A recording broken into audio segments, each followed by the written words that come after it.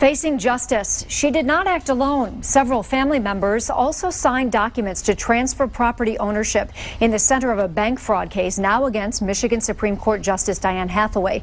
This case was first exposed by the 7 Action News investigators last year. And 7 Action News reporter Jim Kurtz is here right now. Who else was involved in this? Well, we're talking about her husband and his 2 kids, but only one name is on the charging information from the feds, Diane Hathaway. As you guys know, when you buy and sell property as a married couple, both have to sign. Hathaway is married to an attorney, Michael Kingsley. He was involved in these transactions, as were 2 of his kids. I think it's likely that she was the main driver of the transaction in dealing with the short sale. These are the deals first exposed by the 7 Action News investigators. Diane Hathaway convinced her mortgage lender, ING Direct, to do a short sale on this Lake St. Clair house. It saved her $600,000. But the documents show she parked, as it's called, other properties she owned.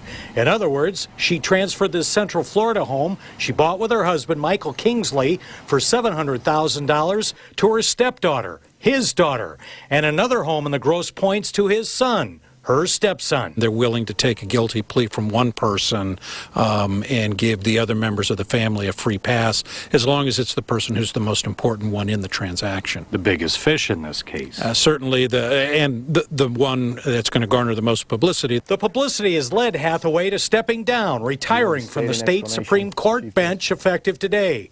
The feds also filed a civil seizure against the Florida home, but put that on hold, and weeks later issued the federal bank fraud charge, likely part of a plea deal.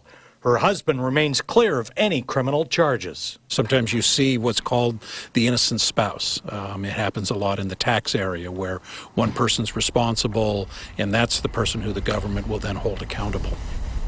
Now, Hathaway and her husband could also face action against their law licenses for ethics violations. Hathaway could be in front of a federal judge as early as tomorrow. Her attorney, Steve Fishman, has not returned our calls for comment.